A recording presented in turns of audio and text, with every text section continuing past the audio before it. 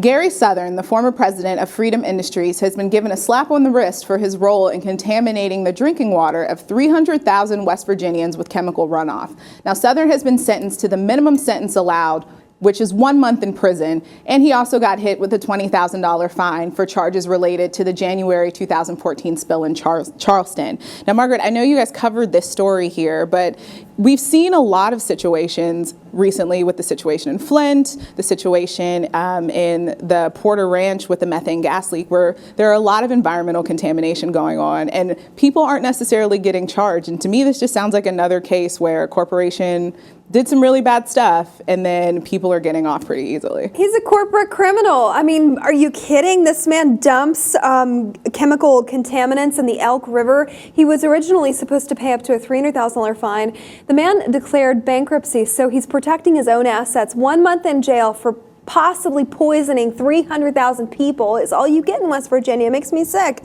And the fact that he could plead, he was only, he was allowed, if you will, to plead guilty to 3 of these 15 charges. One of them was violating the Clean Water Act. Big woo. Who was the judge presiding over this? Doesn't this infuriate you? You almost just want to throw up your hands and be like, if you can poison 300,000 people, what can't you do? It's very true. I mean, so the U.S. District Judge Thomas E. Johnson said that in this case, when he was handing down the sentencing, he was convinced that Southern was not a criminal, and he said that he stood by that statement. But from this, I mean, let's just go over the facts. So Freedom Industries declared bankruptcy 8 days after the spill that happened, where they dumped 10,000 gallons of a chemical called crude MCHM into the Elk River. So you have this situation where people are going to seek medical treatment because they've been exposed to this contaminant in the water. The governor of West Virginia, Governor Tomlin, is saying to the residents, I'm not a scientist, but drink the water at your own discretion. Mm-hmm. And now, out of all of this, there were 6 people charged.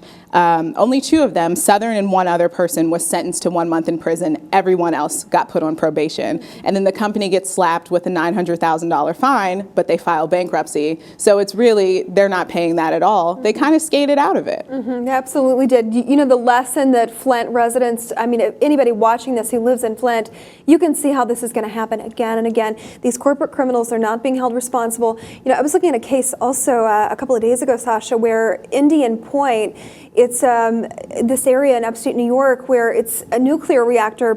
Cancer is popping up here and there. You can bet that specific company responsible for producing all this radiation, they're not being held criminally liable. Just like this Freedom company. I mean, that's a joke, right? Even their name is infuriating. Right. I'm sorry. This just makes me so furious to see that they're not held responsible or accountable, and yet they've contaminated the drinking water of basically the entire portion of a state, if you will. Yeah, I mean, in this instance, what we're seeing here is that corporations are people, and according to one judge in West Virginia, people who poison drinking water are not criminals.